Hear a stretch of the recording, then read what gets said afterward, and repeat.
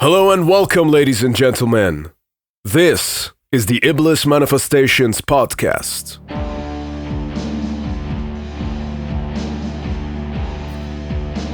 This channel features lengthy off-limits conversations with various different artists and entrepreneurs, predominantly from the underground metal scene.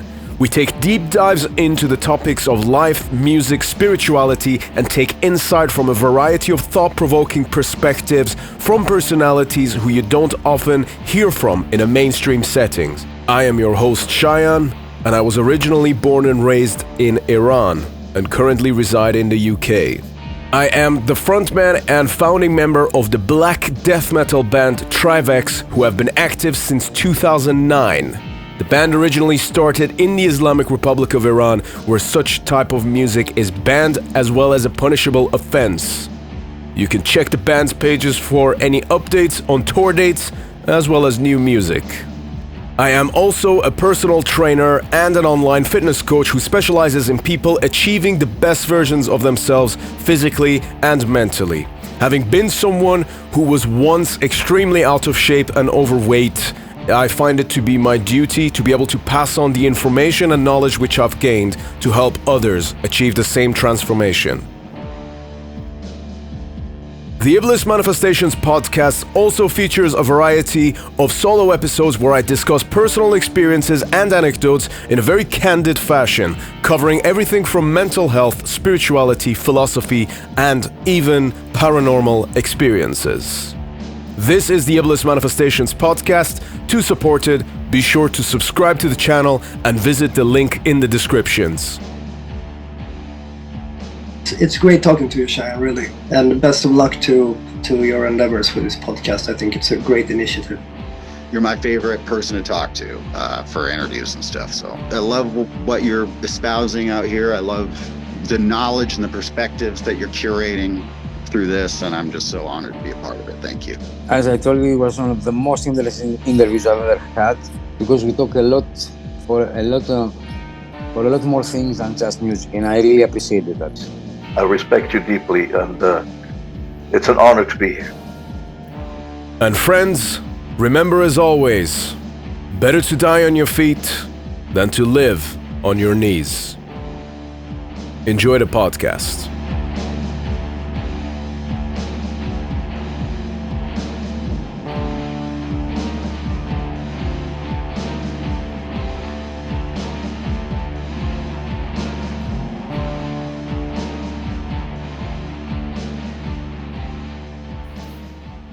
All right, Katy, welcome back to Iblis Manifestation. It's really, really good to have you back on. How are you doing? I'm doing great. Thank you so much for having me back on. Always excited to talk to you. Likewise. I've been looking forward to this one a lot. When we did the last one, when was that? I think it was maybe about a year ago, if I'm not mistaken. It was right when I started my company. It was. So Suspiria has been around for a year now. So first of all, congratulations for that in that case. Thank you. Yeah. Technically, it's been around for 2 years, but the first year was like that weird thing where I just got Claudio and Black Braid, and it was kind of like a side hustle. And then last year was when all of a sudden I'm like, oh, this isn't a side hustle anymore. So yeah, so it's been more like a year since it's been full time. But it's been great, really successful, working with some bands you might have heard of. Oh yeah, you could say that. It's crazy. Honestly, I am so, first of all, happy for you, and I'm also incredibly proud of you as a friend, how well you have done for this endeavor. Every time I'm like, oh, I wonder if I could get so-and-so band on the podcast. Who's their PR? Oh, it's Katy. Oh, who is this other band's PR? Oh, it's Katy. And it's like every time it's like I basically just have to talk to you to get this podcast on the run, basically, And then today, you get random texts from me like, hey, you want to talk to a Necro Butcher? Yeah, right. Which I'm sure that wasn't expected. Yeah.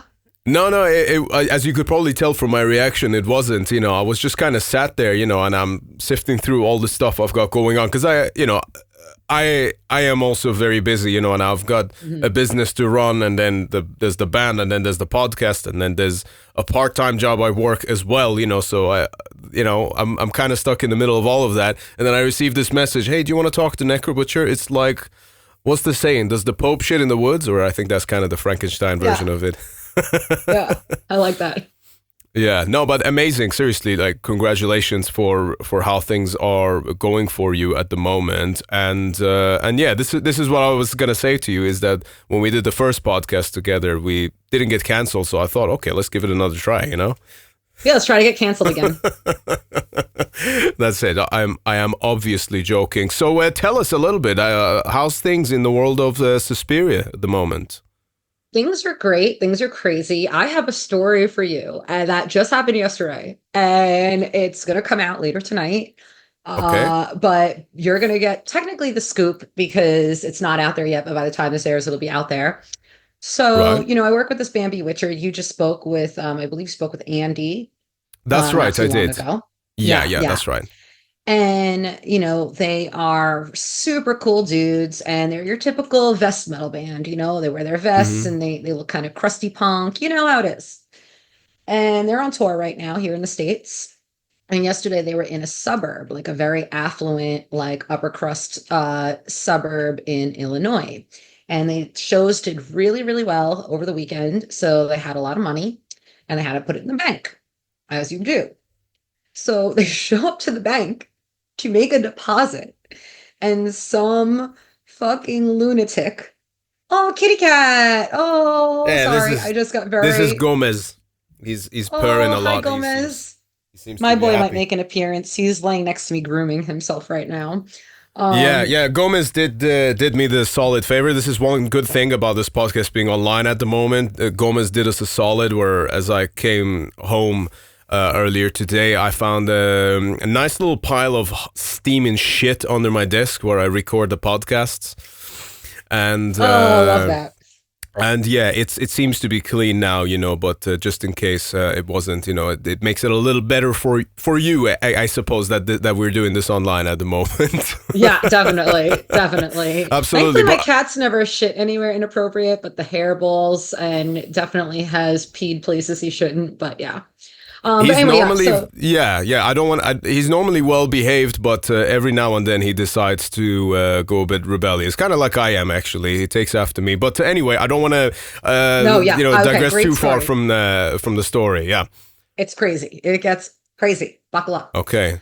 Some person called in a bank heist and thought they were there to rob the bank, and what the fuck? And they end up getting arrested at gunpoint by the police. And the police showed up, guns, lights, and sirens blazing. Thankfully, their tour manager as well, because she was with them to deposit the money, which I was like, maybe, I don't know, maybe you guys should just go to the bank one at a time for now on. Like, I don't understand. I still don't understand how they walk in with a wad of cash and someone, for whatever reason, automatically thinks bank heist. No idea how they got there. So they get detained by gunpoint. Thankfully, it gets resolved. You know, they're like, oh, no, they weren't robbing the bank. They were depositing money. They just, you know, put X amount of money into this bank. And the funniest part of the whole story is that they obviously were like in a touring van, and this is their alleged getaway vehicle. And it is covered with drawings of dicks. So it's not even like worst, dumbest bank robbers ever. You're showing up in very specific clothing. You know, you're like in an area where no one else is wearing a vest and like a band t-shirt and a bullet belt. Bullet belts might have been maybe part of the problem. I don't know. But yeah. And then you're in a vehicle that they're on sort of skeletal remains, who I also work with. And skeletal guys, you know, drew, like, you know, when the window gets dusty, drew dicks all over it. And so that's my Bewitcher story. So that has been my day to day. I gotta be honest, this is what I live for. These are the moments I love to do my job. Like, okay, how do we take this crazy thing that happened to you and make this into PR and make this into a promotional talking point? So Decibel's going to publish the blog this evening. Today, as a recording, is October 8th. So that'll be up later. I'm still waiting because Eris, the drummer, He's a very gifted writer. So he's writing a very detailed account of everything yesterday. And right now it's being reviewed by two other individuals, his wife, who's an English teacher, to check his grammar, and one of the Decibel journalists, Jay Bennett, to kind of just make sure it looks copacetic, up to Decibel standards, and then we're going to send it over. And I expect that news to spread pretty crazy because it's just so bizarre. And I mean, there's so many touring stories, and it's usually something that doesn't end well. You know, you're getting robbed, or you get into an accident, or you got ripped off or scammed. But in this case, I'm glad that it had a happy ending and that everyone's making light of it now. But yeah, so that is what's going on with me right now. And I was like, the timing couldn't be better. I have to tell you about this. This is crazy. Yeah. Oh my God. That is fucking insane. I mean, listen, as funny as the story is, I am genuinely really glad that the guys got away from that, you know, because that can be scary. I've had rifles pointed at me before. I was actually 19. I had an AK-47 pointed at me outside the military barracks in Tehran. Just wrong place, wrong time kind of thing. Maybe, I guess, like those guys were. But yeah, that's fucking shit. It's not a nice feeling, you know, when you realize your life is at the mercy of someone's finger, basically, on a trigger. Yeah, and you don't know if the cop. Exactly. You don't know if the cops are assholes, if they are going to take it too far. Like, thankfully, the cops were really cool. And in fact, they were like, oh, okay, after everything got resolved, like, oh, you're in a band. Can we get a photo? So there's also another kind of like funny, lighthearted element to it. But, you know, that could have gone wrong very quickly. And of course, being in that scenario, not doing anything wrong, and the next thing you know, this is happening, is even more just shocking and difficult to process. Yeah, it's one of those things. I mean, obviously, you do have a point saying that from a PR perspective, it is kind of a bit of like a gold mine, basically, just revealing itself. But yeah, because you think of how many other times bands have been in that situation, you know, and, you know, you get those kind of comments, but to have the police called on you in that sense. I mean, what a fucking idiot, whoever it was that did that. I mean, seriously, I don't understand. I think people watch too many movies, I think. I think it's that, and I think it's just like people are bored. They're bored to death. They don't have anything fulfilling in their life. And, you know, they're miserable and they're not happy, and they're just looking for excitement. They're looking for something to talk about other than, you know, their job or their kids or things that maybe aren't fulfilling them the way they hoped. And I think those people will then just create a scenario just to, you know, like, oh, there's a bank robbery. This is exciting. Wait till I tell my friends. Well, I'm a hero. And it's like, no, dude, you're an asshole. Like, yeah. Yeah, it's the kind of person that would like report on someone, you know, because I remember watching a video a little while ago of this, I think it was like a seagull that went into one of the UK supermarkets. I think it was a co-op, and then it tried to steal a sandwich, okay? And then it was outside with this sandwich from the meal deal section, and then couple of people acted differently. One person was trying to help it, and the other person was trying to take away the sandwich and then take it inside, you know. So in the midst of this seagull trying to steal a fucking ham sandwich, there was like a social experiment, and I bet the person who called the bank on the Bewitcher guys was maybe more like the person who tried to take the sandwich back to the shop. It's like, let the fucking animal have it. They got insurance, you know. What's gonna happen?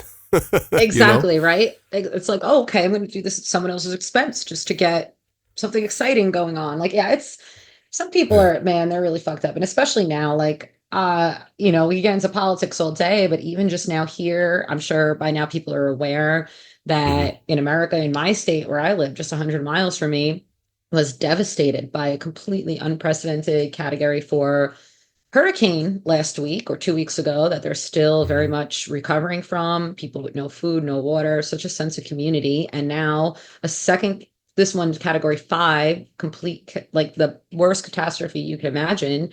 Lives will be lost, hurling towards Florida, which was already devastated. And, you know, in this time, you see a lot of people come together, and it's like, here's this person who's just choosing to be a shitty person instead of being a participating member of society, instead of doing something helpful to their community. They think maybe they're being helpful, but you're not. You're actually wasting time and resources. I mean, there could have been a real robbery and those police aren't going to respond now because they're responding to this bogus one. Like, people don't realize and don't account for their actions. I 100% sympathize with that sentiment.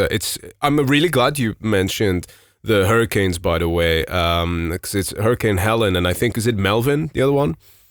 Milton. Yeah, close enough. Unfortunately, I don't live in America, so apologies if me getting Not that name wrong really. So I wanted to actually ask you about that, because the crazy thing I'm seeing at the moment is that I've never seen a hurricane get politicized previously. So as an American person, would you mind just kind of like explaining to us foreigners over here exactly what the fuck's going on there? Well, to be fair, I have seen hurricanes get politicized. I actually remember specifically about Katrina. George Bush was still president, and he took a couple of days before he really showed up and addressed it. And that became a very political moment there in of itself. But I have not really seen that since. Even I lived in New York during Hurricane Sandy, which was also extremely unprecedented and devastating. Thankfully, I was okay, as was my grandmother, but many of my friends lost everything. I mean, I spent weeks helping clean up and donating things and going to shelters. I mean, it was really crazy. And while I'm not necessarily really doing that now, I have donated some stuff, but I'm, a couple hours away and it's very difficult to get there and back. And truth be told, I don't really have roots here like I did in New York. So I don't, it's a little bit different. Not that I don't want to help. I have helped how I can, but I just feel like I don't, know that me being there right now is necessary or what I would really be able to do. But what's happening now is there's a lot of issues. I mean, under this current administration, Biden-Harris, remember, Harris has still been president or vice president for the last 3.5 years and could do anything that Joe Biden does. So anyone thinking that all of a sudden she's going to do these things that she hasn't done, no, she could have done this over the last 3.5 years. Like, there's no reason why she's promised. You should believe her that she's promising these things. But that's just PR, right? I think you have a pretty good idea of what that looks like. Exactly. And what's happening here is we are seeing we're not seeing the same government emergency response that we've seen to other disasters. First time what we saw this happen was last year with the Hawaii fires, where, the government completely ignored it. We found out that there was a lot of government failures. For example, closing roads that didn't actually need to be closed, that trapped people in the fires and they couldn't escape. And just not taking the steps necessary to mitigate that and make sure that as many lives could be saved, and instead kind of just not doing anything. You have people who have multimillionaires, billionaires, Oprah, The Rock, coming out asking people to donate your hardworking money. Like, why don't you fucking donate? What are you doing? I remember that. Again, like the victims getting only $750 a piece, whereas, we're seeing every other day billions, if not trillions of dollars going to other countries and not supporting our own people. And I don't necessarily have an issue with helping other countries if we have it. But when you don't have it and you're prioritizing everyone else's citizens but your own, that's not okay. And that's what's happening. And we have right now, number one, Mayorkas has come out and said that FEMA doesn't actually have enough money to support this year's hurricane season. And the thing with FEMA money is it's kind of tricky to explain because it's not necessarily a misappropriation of funds. It's really a misallocation of funds where FEMA gets money and they are allowed to allocate a specific amount of that money to nonprofits and other organizations that will support immigration, the border, migrants, and stuff like that. But they have allocated so much money to those organizations that there is not enough for our own people. And, we are having a migrant crisis here. That's no secret. It's, people are being let in through the border. There's no real plan for them. They're being stuffed into shelters, but at the same time, given a new iPhone, given a couple $1,000s, given a prepaid debit card. Whereas here are these people, American citizens who've just lost everything they ever worked for. You know what they're getting? $750. And that's if you're lucky, because I just watched right before I came on here, I work. Maybe not really a smart idea, but with this hurricane coming, I have the news on, and they just talked to a 94-year-old woman and her daughter and about how the 94-year-old woman lost everything in the hurricane and can't even claim her $750. So they're offering these people enough money for like a hotel for 3 nights, not really anything that's going to help you in the long run. And keep in mind too, this is a mountain town, which is not necessarily insured against floods because this is unprecedented. Hurricanes do not typically travel this far inland up 2,000 feet to a mountain town. So, insurance isn't necessarily going to pick up the bill either. That's not necessarily a political thing, but that's just showing the gravity of the situation, how desperate these people are for government help. On top of that, it took 5 days for the media to report on it. It took, I knew this was happening because I live here. I knew this was happening the day it happened on that Friday. And I didn't have people reaching out and checking in on me until Tuesday or Wednesday because they had no idea. And granted, I was okay. So there was no need for me to communicate with people that I was, I'm fine. I don't have any reason to talk about this to people, but it was just kind of stunning to me that all of a sudden people are hitting me up. Like, I'm like, really? Like, I've been talking to you the last 5 days. I guess you didn't realize this happened. And they didn't, because the media, unless you were here, you had no idea. And Kamala Harris finally shows up and she just tells, $750 for Americans, which is just so insulting when you see in the same breath, she's tweeting that she's giving $157 million to Lebanon. I saw that. I mean, it's really just, this is why it's being politicized, because it's just really putting into focus how little this current administration cares about America and the American people. And it's already been something that if you're paying attention, you've been well aware of, but a lot of people aren't paying attention. And on top of that, FEMA which is supposed to be, these emergency resources that help people during mass casualty events like this, they also took days to show up. They show up, and what are they doing? Threatening citizens that are helping with arrest. And again, people want to say it's a conspiracy theory. I know people there, boots on the ground, and it's not happening in every community because FEMA is barely there. So in certain areas, FEMA's not there because they didn't even deploy enough FEMA resources. Most FEMA right now is tied up at the border and can't be there. But in the areas that FEMA is present, this is what's happening.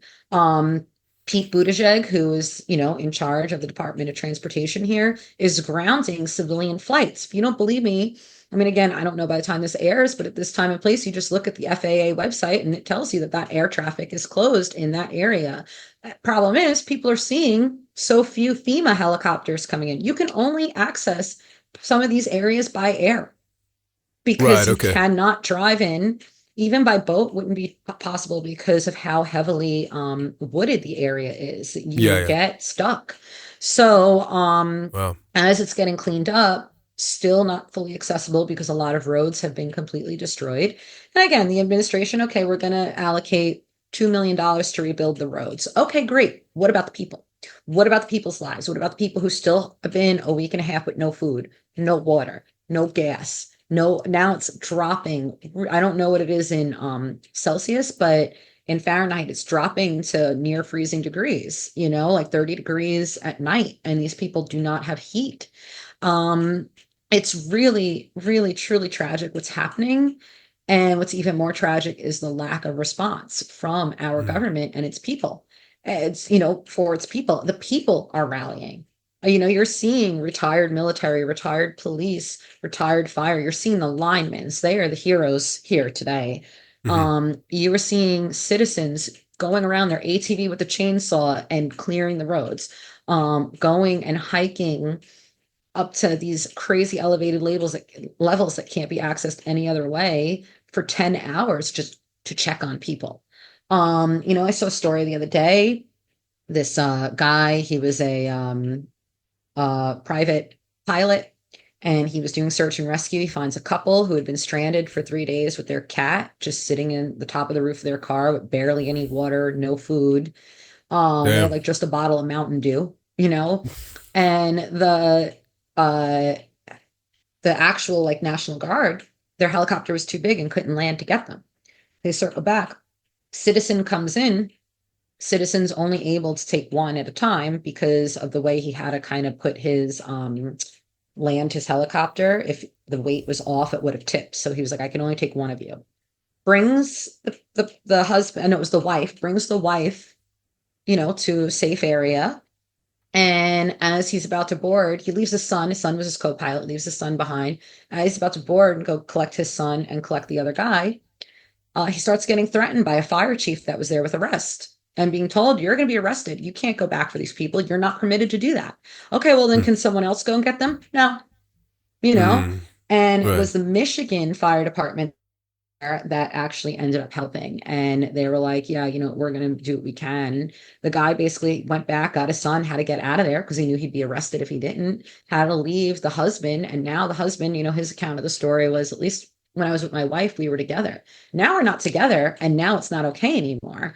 And he had a very harrowing ordeal where he had to cross a river that was really furiously raging and not safe to cross, with the help of rescue teams on the other side. Again, I believe it was the Michigan Fire Department that ended up pulling him to safety and finally getting on a shuttle bus to reunite with his wife. I mean, it's horrible. It is horrible what's happening. And I know, it's a tragedy. It's not the time to politicize things, but this is what's happening. And people need to be aware. It's also not the time to turn a blind eye to it and act like everything is all fine and dandy when it's not. Well, I do agree that it's extremely tragic. And I think that when you're saying that there are some inconvenient truths there, I think we could all pretty much, I think actually, regardless of which side of the political aisle you stand on, you can agree that the current administration in charge of the US is a fucking disaster and has been from the very beginning. I remember saying that to my friends back in, when was it? In 2021, right at the beginning, when they were going to the streets and celebrating. I remember saying, like, what the fuck are you doing? Like, did you completely miss the point? Did you miss the memo here? Did you not realize what was going on to begin with, kind of thing? And obviously we've seen the disasters since then, and in the last 3 or 4 years, that's had a terrible knock-on effect on, well, basically all of us all across the world. And obviously as an Iranian, I have the perspective of being someone who's an Iranian who's against the current regime, but also lives in the UK, okay? And from my perspective, it's been very clearly a fucking disaster, I mean, I never knew an administration that would just give out $6 billion to Iran.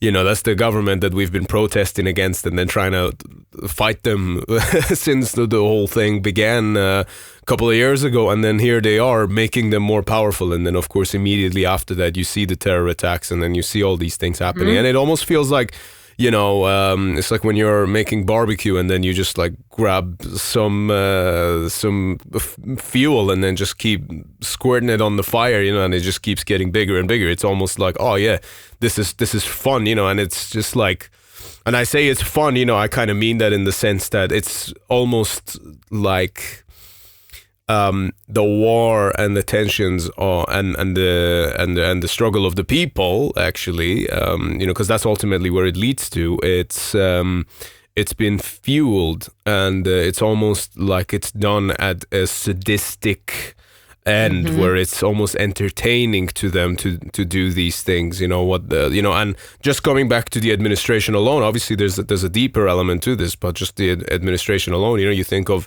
what they did with Afghanistan, I think it was an absolute fucking tragedy, and that had a knock-on effect on a lot of other things as well. And I think that some of the people, especially in the US, are, and not just in the US, I've met friends and people that I know from European countries that are so fixated on what their Jimmy Kimmels and whatnot tell them that they turn a blind eye to those things. It's not that they don't know about them. They know about them, but it's an inconvenient truth. So they just try and forget that as long as it doesn't favor the other side, and I think that's a very tragic way of just approaching life in general. I think you ought to be able to criticize anyone and everyone rather than religiously buy into your blue or red cult, I think.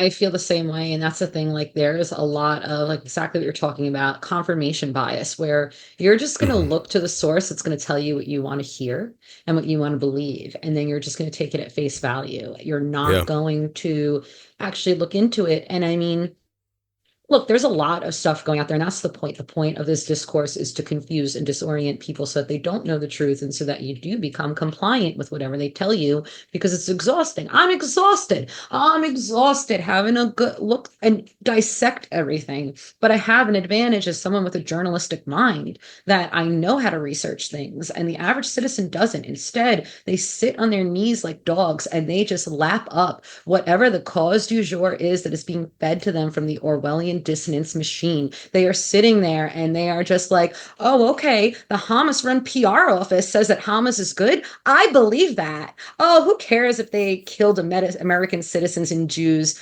That's not what Instagram told me. They do not look at things with a journalistic mind. They do not look at things and know how to do proper research. And I don't even necessarily fault certain people for not knowing how to do proper research, because I don't believe that was ever taught properly in the American schooling system. But at the same time, this isn't it. Reading a fucking infographic that a bot fed to you on Zuckerberg's Meta is not going to tell you what the truth is. And quite frankly, citizen journalists are the real journalists. And I know that X, Twitter, Elon Musk's X is all controversial to people. It's not, because he has given a platform to citizen journalists who are by far the most reliable. They are the ones who boots on the ground. They are the ones that are taking videos and firsthand accounts. They were the ones that broke the story.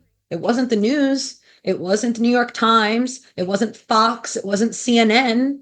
No. It was the people, the citizen journalists, and then it picked up from there. All that footage you're seeing online, that is not from news crews. That is from the people. And that's something that you need to take into account. And the other thing is, when you don't know something, it's okay. People are uncomfortable with being in the unknown. I am often in the unknown, but it's okay to say you don't know. It's okay to be confused. It's okay not to know. What's not okay is to just, I don't know, but this sounds good, so I'm going to go with that. Yeah, no, 100%. You hit the nail on the head. Very poetically put, actually. And for that reason, is why I'm also a big fan of, what James O'Keefe is doing with O'Keefe Media. I don't know if you've been, obviously that's the Absolutely. guy, who used to have Project Veritas. I'm a very big fan of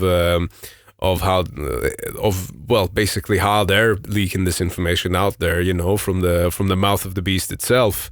And it's funny how they keep falling for some of these date ideas as well.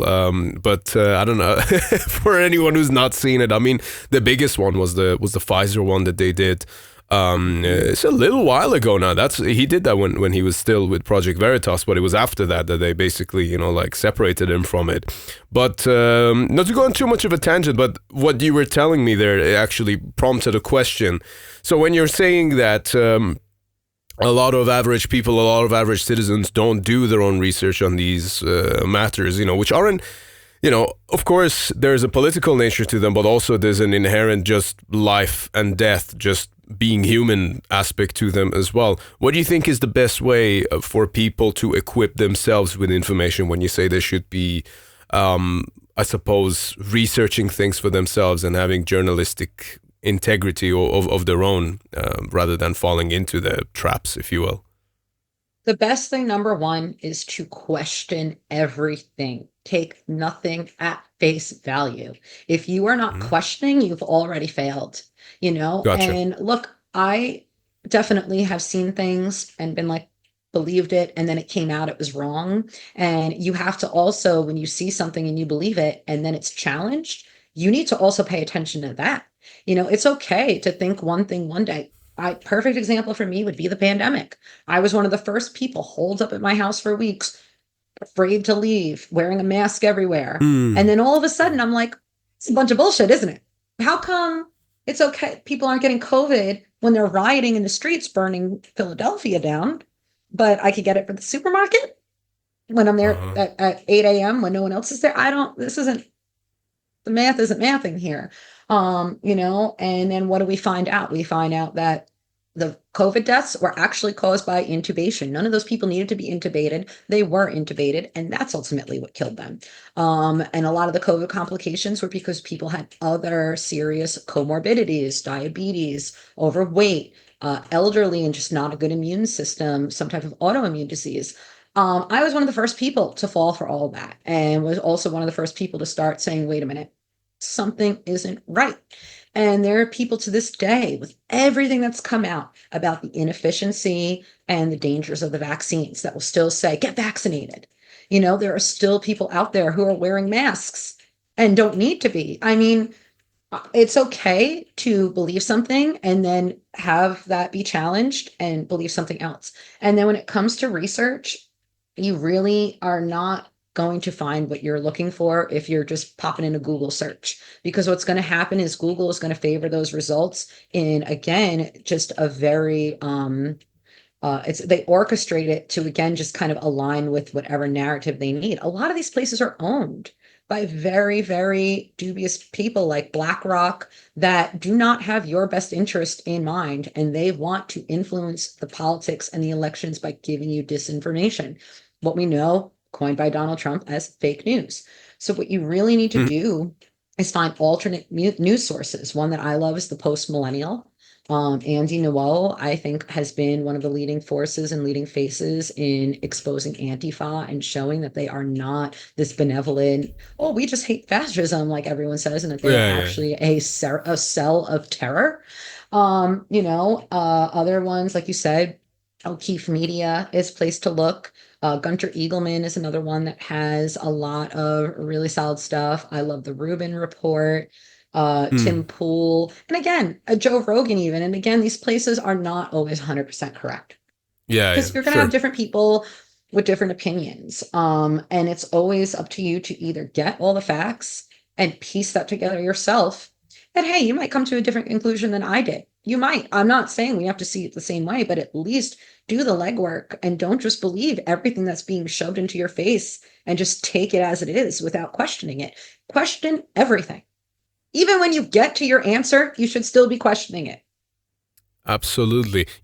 Just going back to it, because I mentioned this on the 100th episode of the podcast, because someone kind of questioned, or rather, shall I say, challenged me on the COVID thing, saying that I was spouting too many conspiracy theories and I should have a expert on the podcast to talk to them about it. Obviously, they weren't aware that I actually worked with the vaccination line here in the UK.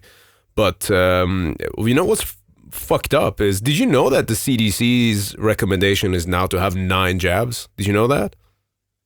I did not know that. I stopped following that because there was also a point where the CDC quietly took the language of it being safe and effective off of their stuff. And I'm just noticing too, and again, this is something I'm noticing independently as a person. Got COVID once. Granted, I am vaccinated. I had 2 shots. I've spoken to you and Jackie as well, our friend at Into the Necrosphere, as well as other people very openly, that I was injured by the vaccine. It caused me to have issues with my menstrual cycle that were very troubling, distressful, and while thankfully right now resolved, I always still wonder if this is going to, if that was kind of the framework for some other issues I might have down the road. Plenty of proof of people, young men, athletes who got blood clots, heart conditions, and all this stuff. But anyway, I have the 2 shots. I got COVID once. I have been confirmed exposed multiple times and never got it again. The people who have gotten COVID twice, 3 times, 4 times, not every time, but more often than not, they are the people that have like 5 fucking vaccines. The more shots you're getting, the less it's working. Yeah. Well, there was, so that's actually the thing. What's funny is that out of the 9 shots that they recommend, only 10% of America has actually had that, which, by the way, as I already said, that's 10% still way too fucking stupid to have learned their lesson by now. There's still people who got a 3rd shot and a 4th shot just because they didn't get the 9th. Like, I know people who got 3rd shots, 4th shots, 5th shots, and they're also always sick. Yeah. Well, this is the way I looked at it. I kind of had a little bit of a crazy idea, and this kind of came to me when I was actually working with the line, and I was seeing that people are they would always book 2 consecutive appointments, obviously with 12 weeks approximately between each one, and And then there was a case of, okay, you'll be able to unlock another appointment 6 months after that, then another 6 months, then another 6 months, and then you keep having it. And I was thinking to myself, I mean, we've never done that with anything else. I mean, it's kind of clever how they called it a vaccine. They kind of hijacked the term for it. But we've never done that. And what's to say that, your body's immune system is going to get independent on that thing? And then what do you do if there's a worldwide shortage and then now you don't have access to it? Are you going to get really fucked? Are you going to just keel over and die with the slightest bit of cold or anything that comes at you? And yeah, granted, it is it's a virus we've never dealt with before in this format, and that's because it was manipulated via gain-of-function research and whatnot in the Wuhan lab, and it's got Fauci's name all over it. We know that now. That's not a conspiracy theory, by the way. And we're still going to have people tell us it is. Yeah. They still don't. Yeah. Yeah, and those are the same kind of people who wear a mask in the car on their own and probably wear a condom on their own as well. So, yeah. That's the kind of... So many of these people who are masking up, I know they're not having protected sex, and they are like, okay, maybe you should change your priorities over here, okay? Sure. I mean, listen, I don't judge what people do in their private fucking lives, but yeah, you make a good point. I think there's a lot of kind of hypocrisy there, but I think it's just a mental thing. They were very good at scaring people, and I think when you scare people, their minds become very impressionable and they become very, shall we say, sensitive to new programming. So it becomes very easy to scare them, and then you wonder, because what's very crazy as well is the increase of people becoming trans from that period as well. And I'm saying this because I know multiple people in the UK. I can probably name 4 people I can name. I'm obviously not going to name them, but I know people that were kind of fine, they had, long-term partners and girlfriends even, had a stable life. And then lockdown happens, and then you see them for the first time after lockdown, and then now they're wearing a skirt. And then this happened quite a lot, and I'm not saying that that's a different conversation of its own. I'm not saying that, that's not allowed or anything, but I'm like, what kind of a fuckery did we just pull off on humans where mental health went to such a fucked up degree that this is what it's doing to people, because I'm sure that there's going to be the person coming out saying, they were always meant to be like that. I don't think so. I have a feeling that isolation might have had something to do with that kind of behavior. And, we're not supposed to be isolated like that as people. And as much as the quote-unquote misanthrope black metalhead in me for many years was like, I hate people, I just want to go live in a cabin in the woods and be away from everyone. I don't think like that anymore. I think, because I've experienced it, and I actually think that style of thinking is for cowards, first of all. Let me be very clear about where I stand on it now. But yeah, you see what it does to people, and it's not fucking good. It's not normal. It's not normal at all. And it just makes you question. It's like, is there any kind of relation between these two? Did you ever read The Real Anthony Fauci by RFK at all? No, that I have not, actually, but I would be interested to read that, because RFK Jr., I mean, he's another one that's like, he's aware. He might have some ideas that sometimes can be a little kooky. Not going to dispute that. Again, no politician is perfect. Most of them don't care about you. I'm not here to idolize politicians, but when he speaks about vaccinations and in general, the American health issues that we're having, because it goes far beyond a vaccine, diabetes, mental health. There are so many illnesses that we have here 10 times more than any other country.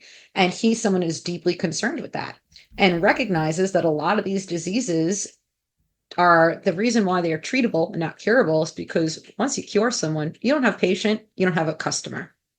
Yep, absolutely. And this is exactly it. A lot of these systems aren't built to help anyone. They're there to prolong the need for their product. And that's exactly it at the end of the day. And this is, you don't even have to be conspiratorial about this. One thing that I think is actually fantastic about him joining ranks with DT is because I have actually I'll be honest with you, I've actually for a while now, since getting to know his backstory and a lot of things, and a lot of people give him shit for being Democrat, or oh, he's from this family, but then there are also people that I've met who are like, oh, you shouldn't listen to him, his own family outed him. It's like, yeah, shut the fuck up, don't tell me who to listen to. Right.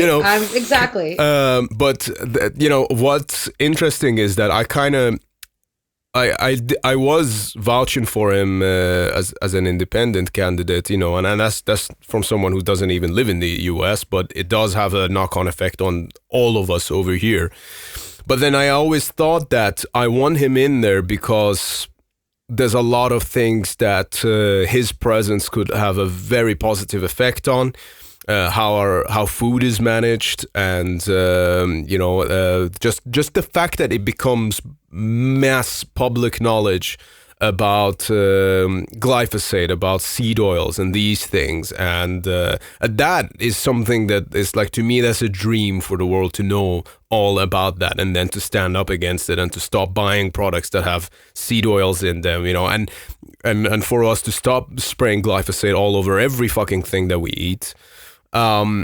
So that to me is like a dream. But then I thought, I'm not sure how he would work as a general leader over everything else, and then foreign policies and all these other things. But what's happening now, I actually think is kind of perfect, where he gets to mainly focus on that rather than have to do a lot of other things as well. I think it's a good thing that they join teams. But what I would highly recommend anyone and everyone to do is to just go and read The Real Anthony Fauci by RFK and proceed with an open mind. You don't even need to know much about RFK himself to read or listen to that book if you want to get it on an audiobook.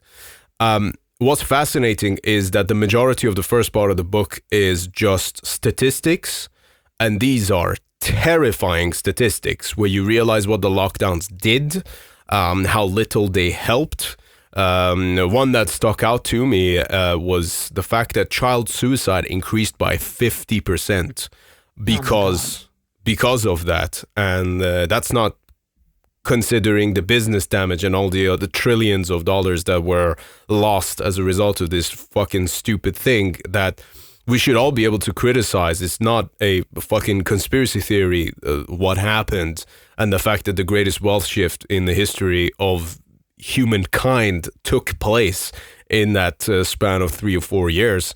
And people just need to know that some of these motherfuckers who are giving them their blueprints to life don't necessarily have their best interest in mind, and they're just people themselves at the end of the day. Although I'm starting to question that part as well. I'm not sure if people could be this cruel to each other, but yeah, it's crazy to me. It is like, sometimes I do think it is a social experiment, and we're a part of it, and I don't know who's controlling it. I don't even think it's the presidents and the prime ministers of the world. There are people above them manipulating them. And look, I also don't think Donald Trump is by any means like some hero, and I'm not one of these people that is, obsessed with him, but compared to my other options, yeah, he is not one of them. When he says drain the swamp, I believe that. He does not want to be under the boot heel of the same forces that have been dictating American politics and what I believe global politics to create these social experiments, manufacture diseases, manufacture crises that are going to divide people and pit them against them. I mean, in America, our foundation of our Constitution is 3 words: we the people. We the people. Not, hey, you guys, not you, the government, we the people. And the government has figured out, well, we could separate you if we pit you against each other, if we and it was never like that. I worked, in a lot of different ways. I mean, we talked about the trans thing, which I also want to kind of touch on. I worked in LGBTQ radio, which is very liberal. I worked with Judith Regan, who's also very liberal. And I also worked with Patriot Radio, which is very conservative. And it was okay to do that. I don't know that that's allowed anymore. It was okay to do that. And I'm happy I did that because it showed me, I probably got the best political education I've ever gotten in my life working at those couple of years at SiriusXM, because I got to see so many different sides of it and so many personalities and really learn what you're not going to learn sitting at a school desk. And, and it was okay. You were allowed to work. I could say I worked on Patriot Radio and no one blinked an eye. But now, if you say I'm voting for this, I'm voting for that, you are a leper. They will throw you to the wolves. And it's like they don't even want to know why. No one wants to listen. Again, it's that confirmation bias. If you want to sit there and be like, well, I don't agree with the Harris-Biden administration because Kamala has let 13,000 murderers and rapists into this country and let them roam free. And now they're murdering young women. And a woman like me is afraid of that happening. Oh, but what about abortion? You know what? Sorry, I don't worry about that because I know how to prevent getting pregnant. Do you not? You know what I mean? Like, and while I get, yes. I think that's generally, the thing that kind of throws it all off is that, oh, you're voting for them, so you must be anti-abortion, and it's like, there's a lot more to... Yeah, of course. Yeah, and neither am I. Yeah, neither am I. At the same time, I have to pick what issue is more important. Abortion is only affecting half the population. It's only going to affect women. And even then, like, what people don't realize either is this is not a national issue anymore. Donald Trump never banned abortion. That is not what happened. He made it a state issue, right? Is that correct? Exactly. Yeah. Which is what everyone wanted. Even Ruth Bader Ginsburg wanted that.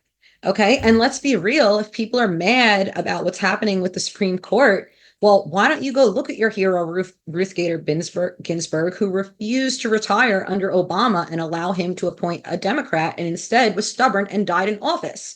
So there you go. These things don't just happen by chance. There's players in this, and some of them are the players that you admire. And I believe she is a real hero. I'm not saying that she's not. She did so much for women's rights. Starting back in like the 60s. I mean, but at the same time, like, you're idolizing someone and don't realize that there's actually an element of her mismanagement that led to this. And again, all Donald Trump did was return the power to the states, which is what everybody wanted. Make it a state issue. I actually love that states are self-governed because if I'm unhappy, under a certain government, I can get up and leave and go somewhere else that fits me better in the same country. That's actually the beauty of this country. There's something for everyone in different states. And again, like, yes, I believe that abortion should be accessible. I believe there should be term limits, which this administration that's running now and that's, president now, they don't believe in that. Tim Walz has no term limits in his state. You can get an abortion up to 9 months. I do not agree with that, unless, of course, your or the child's life is in danger. When it's a health risk. That's a lie too. Doctors not performing abortions. That's one story that came out. A woman that died from from not getting an abortion. No, she had an abortion. She had an abortion, and that's what killed her. It was after she had the abortion, and she was dying when she went to the hospital, and they fucked up, and they should be sued that they didn't treat her. But still, it's not because of anti-abortion laws. She got the abortion. And that's how she died. She got it by the pill form. And then she had complications. And again, like, as a doctor, you take the Hippocratic oath, do no harm. You could have a terrorist that just blew up 10,000 people, right? And they're on your operating table. You have to save their fucking life. You don't have a choice. So no, they are not bound by laws that this is all a lie. This is a discourse. There is no such thing as doctors not performing surgeries. And if there are, sue them, take them to the board and get their license taken away. Because that's not what's really happening here. And again, when it's happening, it's existing in a vacuum and it's isolated incidents of people who should not be doing that. If there is a threat of someone's life in danger, the doctors are going to perform that abortion. It does not matter what state you are in. And, and if they say no, go to another fucking doctor or another hospital, go to Planned Parenthood. Like there's so many lies that support around this abortion topic. And it's crazy because it's the biggest topic that the Kamala Harris administration is running under. But it's like, this is not a national issue. You can't do anything. She can't do anything. This is a state issue now. That's it. Yeah, I think it's a valid issue when it comes to human connections, and I've seen extremes, like far extremes on both sides of just this issue, you know, where there are women out there, you know, who, well, I say, you know, I call them women, you know, it's no insult to women, you know, but people out there who are females who are getting pregnant and then having abortions almost just for the thrill of it. As birth control. That's also a thing, yeah. Yeah, and then on the other hand, you've got these, you know, hardcore, heavy Christians on the Republican side, you know, who are like, by God, the moment the semen reaches the womb, it's murder to take it away, you know. Yeah, exactly. Exactly. You need to have a balance, and you know, that was what Roe versus Wade did offer, was the term limits, which I think was the good compromise, where it's like, okay, before a baby has a heartbeat, that's reasonable. After the baby has a heartbeat, yeah, no, don't do that. I could get why that's controversial. But yeah, exactly. You have people who want to force births on people, and I also have no idea how the sexual education failed this country. I do not understand. I don't know if anyone here follows Dr. Evan Sprankle. He is a sex psychologist and a professor, and he retweets some of this stuff, and it's like, what is happening? Why? So what is he in charge of? Is he in charge of? No, he's not a political person. He's a private person, but more like a public figure, I guess, like an influencer kind of. He actually, the way I found him was, for a minute, I was involved with the Philadelphia chapter of the Satanic Temple, and he was also like very involved with them, but neither of us are. I don't know actually if he still is, but I'm not involved with them anymore, because they've also really taken a turn and become extremely, you know, woke, and went from being like an organization that was supposed to be very, like, you know, open-minded to very, very closed-minded. I never knew you were a part of that before. Yeah, it was very short-lived, almost as quickly as I came into that. I started right in the beginning of 2020, and then of course the pandemic happened. So a lot of stuff wasn't happening. What I wanted to do with the Philadelphia chapter was actually start using that as a way to kind of incorporate with my PR. And because I work with a lot of satanic bands, and use that as a platform to reach more people with this music I'm working. But once the pandemic happened, and then Philadelphia started obviously having its moment with the George Floyd protests and people taking to the streets, and then the Satanic Temple, like, even after Lucian was like, please, like, if you're going to do it, but don't represent us, because we're not about this. Like, you could do whatever you want, but don't do it under our name. They were still doing it, you know, and it just kind of became its own thing. But yeah, it's just crazy to me. Like, just thinking from then to now, how so much has changed, and how so many people seem to have lost their, even now, the Palestine protest, the anti-Israel protests, with the people who are pro-Palestine not understanding you are pro-terrorism. You are not pro-Palestine. You are pro-terrorism. Yeah, I feel very awkward about that one. Yes. Because, you know, yes, what's happening in Gaza is fucking horrendous. It's terrible. It's a tragedy. But I think there's no doubt that there is, listen, children are dying, you know, innocent people are dying. But first of all, when you see those videos of October 7th, a lot of those Gazans were not innocent. Those civilians were cheering. You know, they were, I mean, when you hear hostage accounts of the ones that were blessed enough to finally be released, they thought they were being lynched because of the civilians that would surround them when they were being transported by the terrorists, and spitting on them, beating them, and stuff like that. Do I think that justifies, you know, the loss of innocent lives and children especially? No. But you can have compassion for that, and also have compassion to what's happening in Israel, and have compassion for those hostages. But people don't. Again, they see it black and white. It's us or them.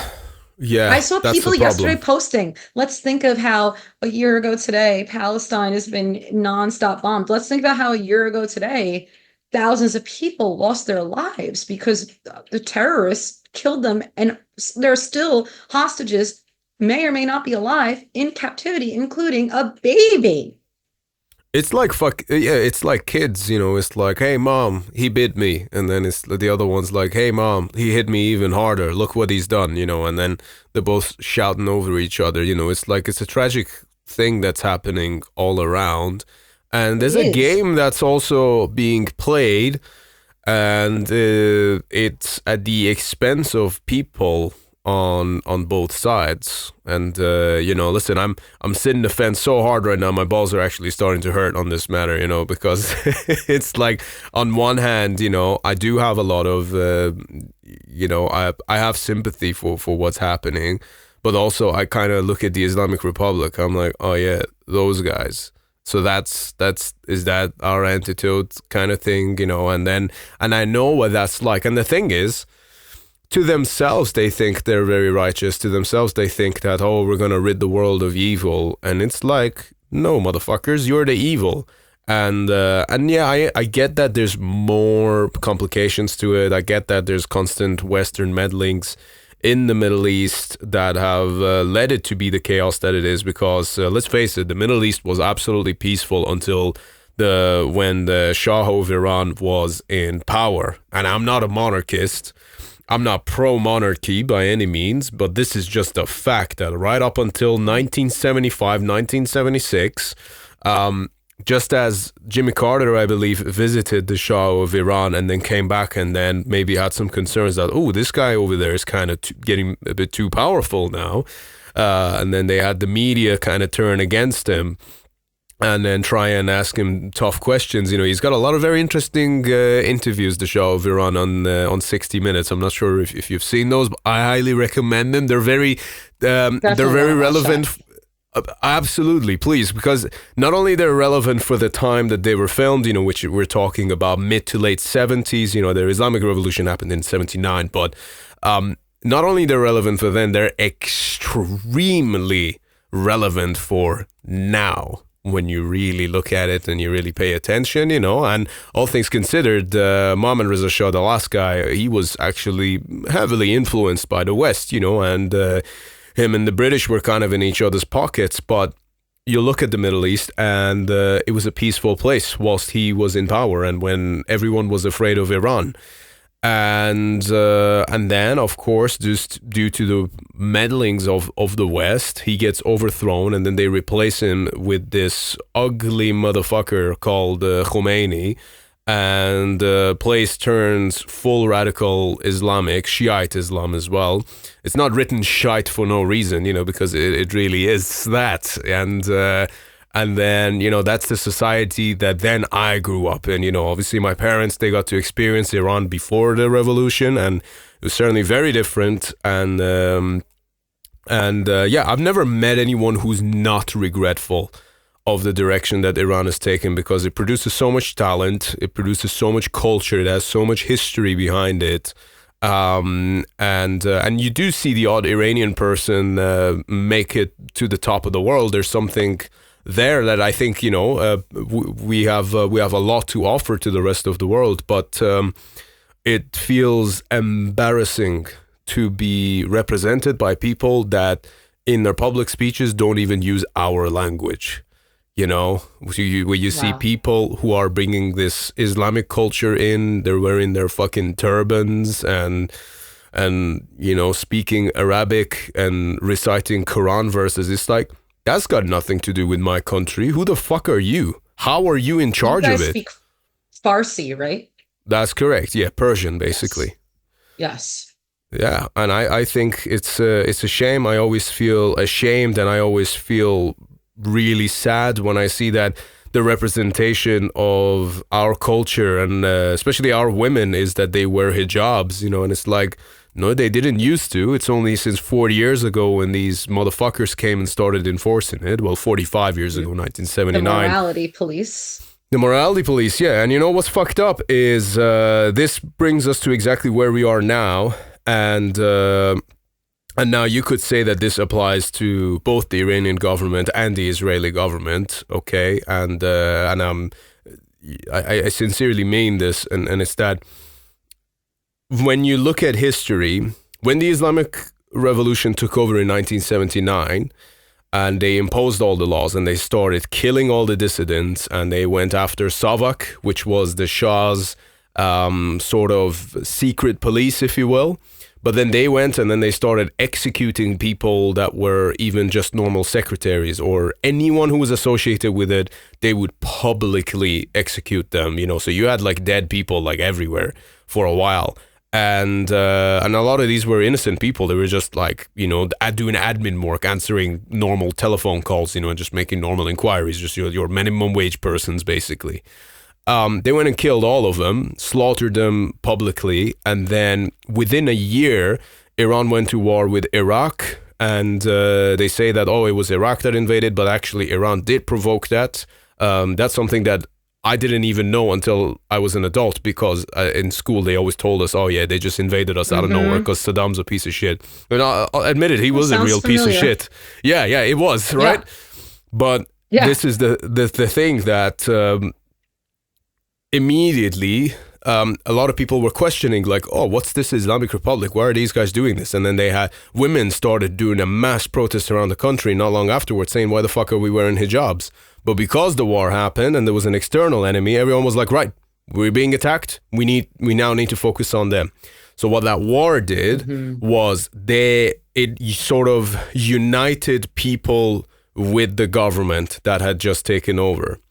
Now, I look at exactly what's happening now, that they're constantly provoking things and they are constantly it's almost like they're looking for a fight. This is the thing that I say to a lot of people, and this is a very unpleasant truth, okay? And this is just a fact, regardless of whether you're pro-Palestine, you're pro-Israel, or whether you hate both because, you know, you're a Christian or something. I don't know. Like, it doesn't matter which side of the aisle you stand on. This is a fact.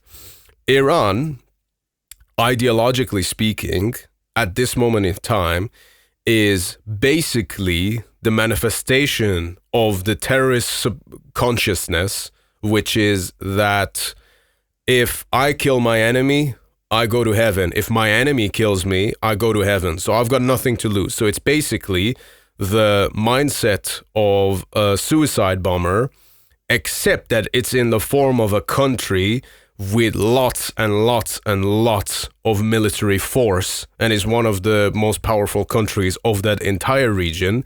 And it's also in the back pocket of Russia now. And people need to realize how fucking dangerous that actually is for all of us. And they need to realize that, I think, when push comes to shove, as scared as Khamenei looks right now, those guys, you would think, might actually believe that they would go to heaven. So to them, if they take everyone else with them, I don't think it's that much of a loss. I don't think to them they would mind it so much, as long as it means that they made a mark of Islam. Now, granted, I'm sure they've got plenty of bunkers and things that they've built over the years. No doubt about that. They do. I mean, underground tunnels has been confirmed. Yeah, absolutely. And that's actually a thing, by the way. People in the West, you know, you can actually just, if you've got shit tons of money that's just unimaginable, you can actually go buy your own bunkers, and they've got like different facilities and things there. It's actually like a real estate market of underground bunkers. You can look this up for anyone, if this is the first time you're hearing this. This has actually been going on for a little while now, but the last few years it's been quite common and popular. Going back to what I was saying, and I appreciate I've been going on for a long time about this, but it's very important. I want to hear this, yes. So, and then this is perhaps may seem a little controversial, but what I'm saying is that war is generally things that governments use to their own advantage, in the sense that it shuts people up and puts them in their position. I actually think you could also say the same about the Israeli government as well, just as much as you could about the Iranian one, because let's not forget that it was only just over a year ago when Mr. Netanyahu was having some protests all over the streets about him. And, you know, I think that, and obviously that's all gone now, because people want him to now eradicate the enemy for them. And actually, it looks like he's doing a good job of it, whilst also killing some civilians at the same time. And I think that again, this is something that if you either want to completely ignore it, or if you do want to look at it, then you want to look at the facts on all sides, and then you want to see it for what it is. And it's a real shame that those of us who just want to live, and I think that's most of us, you just want to live, you just want to have a purpose in your life, you just want to find good, you want to find meaning in life, you want to experience friendships, love, and make good memories, and and learn things. That all of us who are after these things are stuck in between these fucking psychopaths with power. And frankly, I find it tiresome. It's almost like, to me, it's irritating. It's like, oh, really? You're going to go sit up there and then say, oh, my enemy, if he does this, I'm going to do that. And then you're going to act all hard when you know deep down you're fucking shitting your pants. And then you're all playing the same fucking game. And you've all got your bunkers, and the only people that are going to pay the price in the end is basically everyone else. So the world could get fucking nuked right now, and the same people who did it are going to be the ones who's still there. So nothing's even really going to get resolved from it. I'm laughing. It's a fucking tragic thing, but that's the truth if you really think about it. We are closer to a nuclear holocaust than we've ever been, and I truly believe that. Like, we are entering the fallout timeline, only we are not the ones with the bunkers. We are the have-nots and not the haves. And, everything you're saying, like, that's the thing. When I say I support Israel, I support the people. I support the Jewish people. I do not support their government. I don't support any government. I don't support my own government, Yeah. And that's what I wish people who are pro-Palestine would also see. You can support the people, but don't support the government. Their government's straight up terrorists. And at the same time, Israel does have a right to defend itself. At the end of the day, they were invaded. They did have, but at the same time, like, why have they not done more to get the hostages? But, and the hostages, there was this tragedy just recently where they were encroaching in, and right before they got the hostages, Hamas said, and just shot them all and executed them in the head so that they would not be found alive. And again, it's such a complicated thing, because there's always going to be innocent casualties of war, and that's not okay. And that's maybe not something I need to worry about being out west, in a country where, we are one of the few, if not only, countries where our civilians are armed and trained to take over if there ever is a hostile invasion. But at the same time, it's not necessarily unprecedented. That is something that very well could happen. Just because it hasn't doesn't mean that it's not going to, doesn't mean that one day we aren't going to be invaded. It very well could be a possibility, and we'll know what that's like. We're privileged enough to not know what that's like.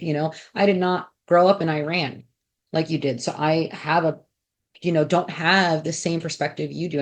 I understand it completely, but I can never know exactly what it's like to live in that environment. I don't know what it's like to live in Israel. I don't know what it's like to live in Palestine and be these people. I only know what I'm seeing. And again, questioning these things, it comes out, the whole beeper attack thing. I thought was actually pretty brilliant. That's actually a great way to target terrorists and not civilians. And, people are still outraged at that. It's like, but they actually did something that was sparing civilian lives. And it's so complicated. We could talk probably a whole another hour, maybe even 2 more hours about this. The bottom line is the way that at least people here in America, it's happening in Australia and in the UK too, I get feeling passionate about it, whether you're pro-Palestine, pro-Israel, but the way they're going about it, going and taking to the streets, harassing Jews, doing exactly what has happened in the 1940s in Poland, and blocking. Can you still hear me? I just got a thing that my internet connection is unstable. Yeah, all good. Okay. All good. It was just for a quick second. You're back in, yeah. Okay. Blocking stairways and not allowing Jewish students to go to class. This is what's bothering me. Like, you are no longer, I can't take you seriously as an activist or someone who cares about humanity when you are not being caring. You're being hateful. You're committing hate crimes. There's absolutely ways you can make your voice heard and be supportive without supporting terrorists and without harassing Jews. Mm-hmm. The thing that Yeah. Yeah, the thing that I will say is, by the way, I think your voice only got cut out because they're tapping you now. I think. Probably. What do you mean now? They've been tapping me. Yeah, I'm waiting for the day the government's coming to my door and taking me away. If you guys don't see me again, it was probably the feds. They won't need to come to your door to take you away. They'll just switch off your car, and that'll be it. And they'll I don't have freeze an you electric back car. I'm good. You don't. There you go. Smart lady. But I think it is the saying, two wrongs don't make a right. And I think some of these situations are far too complicated for the average person to even really want to think. And then the thing I really want to say, this is extremely important. I know maybe for some of us who've thought about these things, or who have reflected on the concept of death in general, I think a lot of us who are involved in this genre, especially in black and death metal, we kind of already gravitate towards that idea anyway and the philosophy of it, and we all have our own way of dealing with it. I think those of us who are sort of exposed to the idea a little bit more sometimes are a little bit more comfort discussing it. But I do also understand that talking about, when you're saying, oh, we're the closest we've ever been to a nuclear holocaust, I understand that just hearing that for a lot of people can be a real source of discomfort. And, oh my God, I got to do something. Oh, I'm going to quit my job. Oh, I got to start saving foods. And, yeah, maybe. But what's more important is to not underestimate the power of the human mind. So what we want to do is we want to be very careful what we feed that energy to. So what do I mean by that is a lot of times I believe the more you keep saying something is going to happen, the more likely it may become that it could happen. The more you keep saying, I had GV from Fetus and Versa on episode 20 here. He said one sentence that has stuck with me really fucking hard since, because we were talking about COVID, and he said, what kind of egregore did we feed by thinking that COVID was going to be the end of the world? And I keep coming back to that, and I keep trying to be mindful of, okay, yeah, so this is a shitty thing that's happening, but how much am I going to feed it with my energy? Because when you have collective energy that feeds it, because the thing is, I like to deal with esoteric subjects. I have personal things of my own, sorry, that sounds very vague. What I'm trying to say is that I believe that things that take our energy and our life and our focus and our, and things that we really give our life to can become alive. It doesn't have to be a person or a life form that necessarily has limbs, but then there are other things. And then that thing, the more you give it life, it can then manifest itself into our reality. So we want to be very, very, very, very, very careful with what we feed our energy into is kind of my point at the end of it. So yeah, maybe the nuclear war is a possibility, but also, even if it is, let's not worry about it, because, what do I mean, let's not worry about it? I don't mean that ignore it. What I mean is, even if it is, don't fear it, because the more you fear it, the more you're adding fuel to that fire. Does that make sense? Absolutely makes sense. And I know what you mean, because I also have that mentality. And I do think sometimes saying it out loud makes me crazy, not necessarily saying like, oh, there's going to be a nuclear holocaust or whatever. I mean, I know people think I'm crazy when I say that anyway, but for me also, yeah, I absolutely believe in the power of manifestation within reason, of course.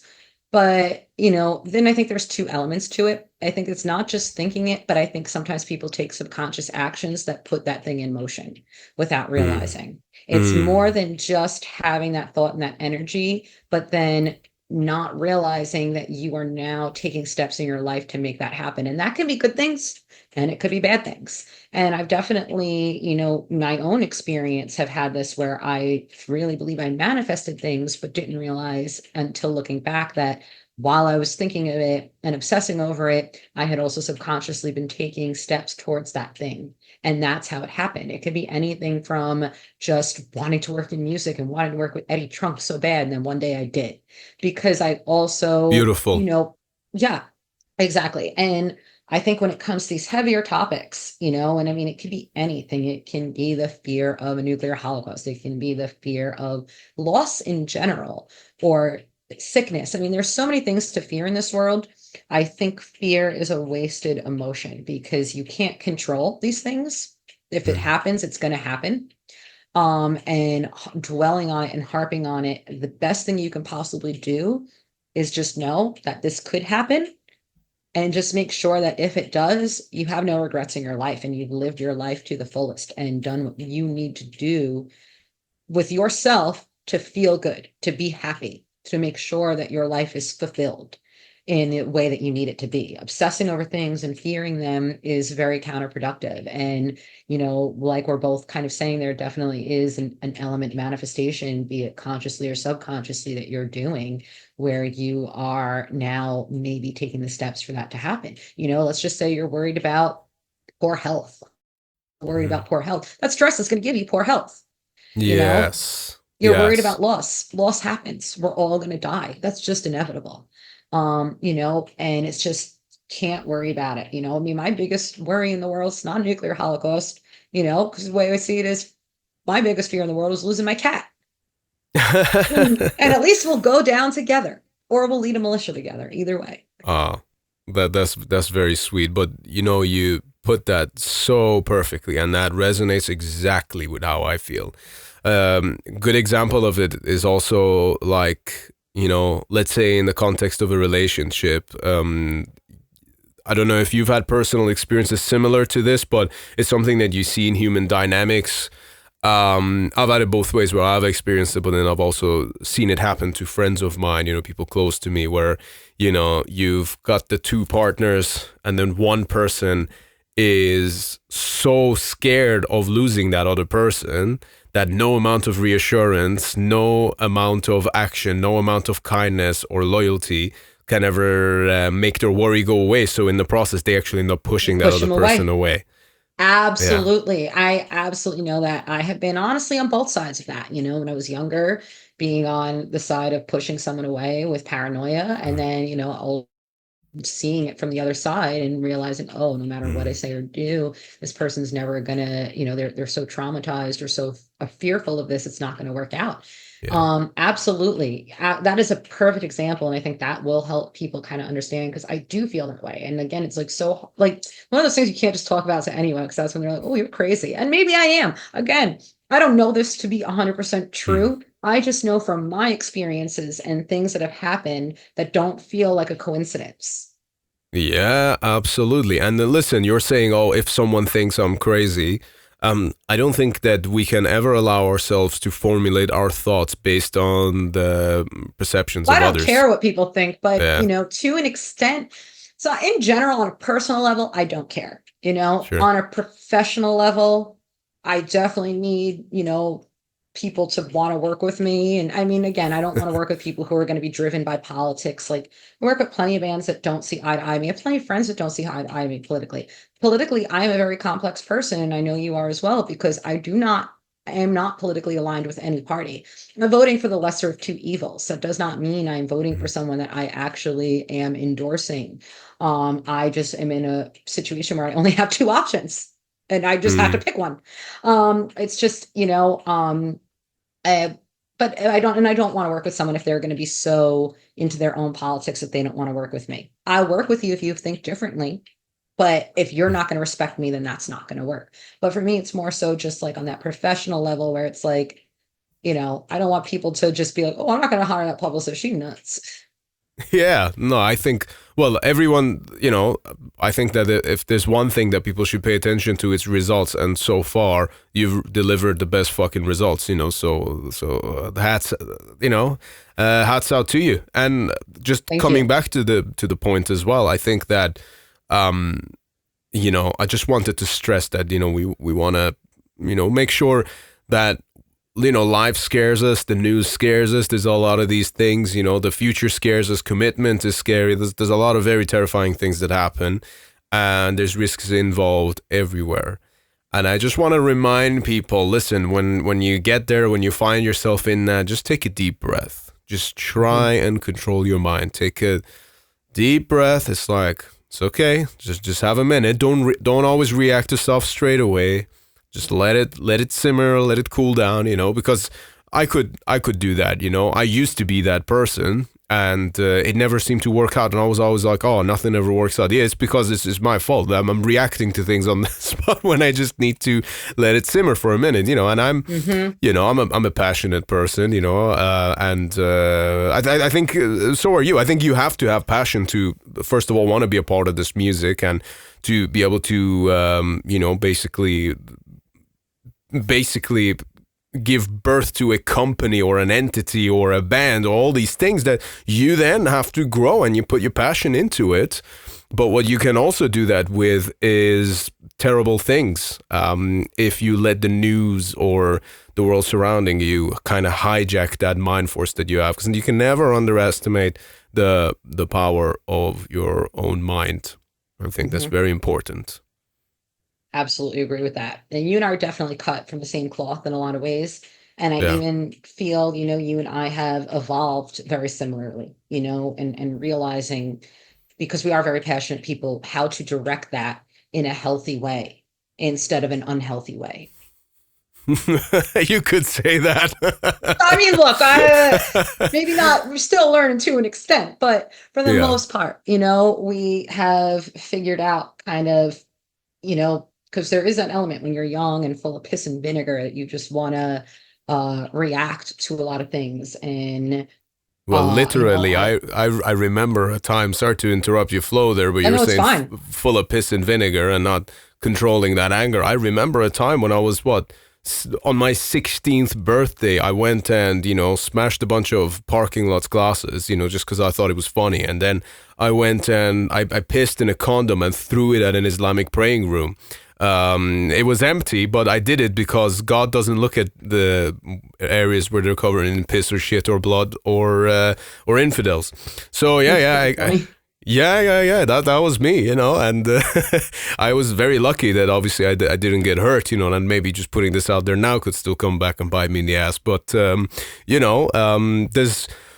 the sentiment remains, but there's just, I think, more constructive ways of going about it. I think that's the point. How I feel. That's exactly where I'm at. I mean, I don't think I spoke about it with you. You can probably hear my cat meowing. He's acting like he's starving to death. He's not. He's very, very well fed cat. Yeah, I've told the story with Jackie, on one of the episodes I did with him, and I've been open about this online. I got arrested when I was 22 for beating somebody up. And to me, that was a very pivotal moment where it's like, I was always like that, always very violent person. I mean, I got my first fight at 10 years old. Throughout high school, I was in multiple fights a year because someone just looked at me wrong, said something, and it was just like, go crazy. Oh, wow. That's interesting to hear that. Yeah. I broke someone's nose for the same reason one time. Yeah, exactly. I have crazy. Busted many a face. And, it's also part of the culture living in Staten Island. It's a very rough and especially the area I grew up in, a very rough and tumble, very kill or be killed. And you learn very quickly that you just got to make your mark known and you don't get fucked with as much anyway. And that was, though, the moment where suddenly I realized when I got arrested at 22, I got too much to lose to be doing this. I'm working my dream job right now at SiriusXM with Eddie Trunk. There was that fear of, if I have to go to jail, thank God I only had to go to 6 weeks of anger management, which worked out. I met a hot guy there. We were hooking up. That was fun. So things worked for me. Did I learn anything from anger management? No. But I also did that work on my own. Where it's like, if I go to prison, I'm going to lose my job and I'm going to lose my dreams and I'm not going to come back from it. It's not like I am where I'm at now, where I have a good enough reputation that I would be able to pick up where I left off. I was still just breaking in. And it was just really that wake up call where it's like, I can't live like this anymore. I have too much to lose. And that mentality alone has really changed my framework of mind, and where it's like, I need to ultimately walk away from these things and put myself first. And putting myself first means taking care of me, making sure I'm not going to lose anything that I care about. And in a lot of ways, that's revenge there and of itself. When just succeeding and not allowing circumstances to alter where you're at in a negative way. Absolutely. I think that's the most beautiful form of revenge, really, is almost being so preoccupied in your own success and your own journey, you forget that other person even existed, you know? Yeah, literally sometimes people come at me on social media and I'm like, who are you? It's like, oh, Yeah. don't know. I have no idea who you are. I had a guy Yeah. reach out to me real quick. I know we got to go soon, but this is actually a funny story. Maybe No, I'll no, end I'm listening. this Yeah. on. I had a guy hit me up like over the summer, and he's just like, I'm ignoring him, right? Like he's leaving a lot of comments and stuff, and I'm just like, I don't know who this is. Like, I'm not interested in whatever's going on here. Mhm. And then he sends me a DM, which, fellas, if you ever want my attention, send me a DM like this. He says, I'm really sorry if I'm coming on too strong. I just am fascinated with you and want to get to know you because my soon-to-be ex-wife has spent our entire marriage obsessed with you and hating you. At that point, I'm like, who is your ex-wife? Who is this? What are you telling me right now? Because this is news to me. He tells me this person's name, and I'm like, who the fuck is that? I no idea who this person is. No Wow. clue. Turns out a girl I knew 20 years ago when I was 14 years old. 14 years old. I mean, I've lived 1,000 lives since then. I barely remember being 14 years old. I barely remember this girl. It took a lot to finally piece it all together and figure out who she was. I barely knew this person. I have no idea what she could even be that mad about because I don't even ever remember having that significant of an interaction. But apparently she's been obsessed with me the last 20 years and spent her entire marriage talking about me to the point that her ex-husband, as soon as they got divorced, his first thought was, and again, manifesting. You are now Right. manifesting that where your husband is now going to come to the one person that you hated because you couldn't be happy in your marriage and just brought this negative energy in. That's so true. Yeah. Absolutely. You could take that lesson away from it. That's absolutely hilarious. I bet you were overjoyed to. I was telling everyone, I'm like, first I had to text every single one of my friends, like, who is this? You know, who? And this person also had a lot of plastic surgery as well. So the face didn't click either. I'm like, the name, the face, like the thing was she went by a nickname. So that's why the name didn't like, it took such a long time. Like, it took like a week before I connected the dots. I was like, well, that's who that is. But what? I'm even more confused. You're right. Yeah. I still don't know what's going on, you know. But yeah, it's just kind of one of those things. And again, just kind of shows why letting go is kind of the way to do it. Like, and the best thing to do. And like, people don't want to let go of you and they have a problem with you. Like, let it be their problem. Don't let it be your problem. You know, and I, as you know, existential and nihilistic as I can be sometimes, I still pride myself on being positive because I've learned what being negative gets you, and it doesn't get you really much. It just gets you more negativity. I love the saying that holding grudges is the same as drinking poison and expecting the other person to die, you know? Right. I like that. That's a very good one. Yeah, very absolutely.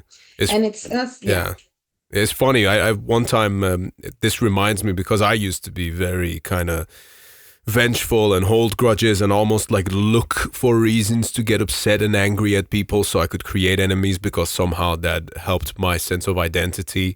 I think that's actually probably a lot of people, but for me it was quite exaggerated, and I still, you know, I've really worked hard on myself and who I am the last few years. You know, like people see the weight loss stuff, you know, like you have no idea what's happened, you know, elsewhere kind of thing. And, you know, and I'm quite proud of that, but it's something that like literally takes effort. You know, like for example, I used to be so bad when we did the first TRIVAX album. And I know we're going to wrap this up soon, but it just reminded me of this story of what I did. I was doing the vocals, and I've always had very special rituals around doing vocals. You know, to me, it's like a very sacred thing to do because it's like literally, you know, like a manifestation of the spirit to me, and it's gonna get captured forever. So what I did was, there was a song on there, and it's just about like, hating someone, and it's just about like tormenting someone that you hate, kind of thing, and the choruses just keep saying burn, burn. And then to me, I took the names of people who I felt had wronged me over the years, and I wrote it all on the lyric sheet, so every time I would look at one of the names, I'd get more fired up, burn, fuck you, and the kind of thing, and maybe that was a useful exercise at the time, but now I'm just kind of like, oh, whatever, like I realized that we're inside a game and a simulation, and I'm here to play it, and I think that getting too caught up in that kind of slows you down. It's good to know exactly who your enemy is in life, and a lot of times it's not just another person, it's usually something, is what I've come to realize. And yeah, we all learn to grow, and I hope that, I thank you so much for being so candid and sharing things. It's always such a blast speaking to you, Katy, and we've had many good conversations in person, obviously, but it's always just such a blast. You're so candid, and I think everyone could learn something from this, so yeah, I just really appreciate you for being here, and thank you for being who you are as well. I think you're a great example of how someone could, I guess, turn things around for themselves. I think that's we shouldn't underestimate that part, for sure. Thank you. Well, honestly, you make it easy. It's very easy to talk to you. You create a space that makes me just feel very comfortable. And I know it's not just me. I know I get this feedback as well from artists that speak with you. You create a very welcoming, open environment where it makes me feel comfortable to be open and say what I want to say. And it's not that I'm ever uncomfortable to say what I want to say, but I recognize that sometimes there's a time and a place. Like, do I want to talk about my politics right now at this festival and get into an argument when I could be watching a band? Not really. Not my style. I would like to watch this band and enjoy it and not worry about what's going on in that sense. And this is definitely an appropriate time and place to speak and be able to speak in a way where I feel I'm not being misunderstood. And even though you and I definitely, I'm certain there's things we don't fully agree on, we can always talk about it without letting emotions prevail and in a way that's very level-headed and logical. And I appreciate that about you. So it really is to your credit. I don't do too many interviews. I mean, I do them with the same couple of people just because, it's important to me. I get requests sometimes from people I don't really know. And it's like, even though it's probably something safe, it's just going to probably be about work. I just feel like I'd rather talk to the people I know I can have a more meaningful conversation with, and something that is, a lot deeper and not just a superficial, like, I love black metal kind of thing, Yeah, sure. I appreciate you giving me this platform and just allowing me to really speak freely and openly. And it's so funny because I think, and I'm just like, we talk for almost 2 hours. We could talk for 2 more hours easily. But we can't do that. Yeah. We could, but we shouldn't. Yeah, no, I do really appreciate it. Yeah, what can I say? You're the best. So thank you so much for coming on. And one more thing too, I just want to say while we wrap this up is I'm so thankful too to now have you as a participant at Inferno, and what I'm planning on utilizing you a bit more at Beyond the Gates this year as well, or next year as well, because you really just bring something very fresh. And you and Jackie, and of course I got my Canadian guys as well, Pedro and Antonio. You all bring something special to the table. Yeah. And it's just really refreshing to have this point of view and someone that maybe you don't identify as a journalist, but you definitely have a very journalistic, inquisitive mind. And I think you're more of a real journalist than some of the ones out there that call themselves that. Sure. I almost don't even like the title. Eric from Watain said to me, he said, you're an investigative journalist. I said, I'm not a fucking journalist. I know. I almost took offense to it, but you're right. You have a journalistic mind. To have that journalistic mind means you look at things inquisitively. You look at things with an open mind. You research things. You read things. You obsess over things in a healthy way, not in a way where you're just like obsessed, like, it's driving you crazy, but in a way where it's like, I just want to know more. Because it doesn't become my personality. Yeah, I am a naturally curious person. Yeah, absolutely. Exactly. And thank it's a curiosity. That's the word, not necessarily obsessed. It's like you have a very healthy curiosity which is something I respect about you a lot as well. And again, it's hard to come by, even just band stuff. I set bands up with interviews and I'm like, you just asked them 3 questions and they're just the most generic questions. Like you did no research. Not you know what I mean. Yeah. No, I understand. No, thank you so much. I really appreciate you. Is there anything you want to let the audience know? Anything you want them to keep an eye out on? Because I know you've got a lot going on, but I don't know what it is you can share or if you want to share anything with anyone right now. Had a lot going on, that's for sure. I really, I don't know what to share right now, though, specifically. You're going to talk to Necro Butcher. So, and please put him before me. So, like, if this is out of order, I think that's a little bit more of a priority. People would rather hear from him than me. I would not be offended by that. And he was going to tell you about the Mayhem 40th anniversary. That's one of the big projects I'm working right now that I'm really excited about. And I would rather him say in his own words why these shows were going to be so special. Working the new Opeth record and the Opeth tour, Tribulation, which I still got to wrangle up Adam. That'll probably be after the tour, but that's fine. So I'm like, I got so much going on. I can't think of any of it. Yeah. No, well, there's a lot of things, and Girls' School, farewell tour. I got a farewell tour at the States. They're not going away permanently. They're just not coming back to on tour in the United States. There we go. Absolutely. And by the way, I have seen the 40-year anniversary stage for Mayhem. Beyond the Gates. And it is fucking phenomenal. Obviously by the time this episode comes out, people will have already heard my conversation. It is absolutely phenomenal. It's almost like a psychedelic experience. So I couldn't recommend it anymore. So I will say, from what you saw, is going to be leveled up for these upcoming shows. When you saw it was a projection, they're actually going to be using a high def LED screen for that at these shows instead. That's fucking amazing! Holy shit! Yeah. I might break my sobriety and go to one of those for that. I say break. Yeah. Oh, fuck. I would love to. I think sometime in 2025, 2026, I want to come over there and I want to bring TRIVAX to the States as well. But we'll talk about all of those things at some point in the future. Katy, thank you so fucking much. I appreciate the fuck out of you and I respect you so much for all of your hard works and efforts and your passion into what you do. Okay. Thank you. And thank you. And then to everyone else listening as well. Hope you guys enjoyed this one. And we'll see you on the next episode of Iblis Manifestations. Cancel us. You might cancel us, but you'll never stop us. Hell yeah. That's right.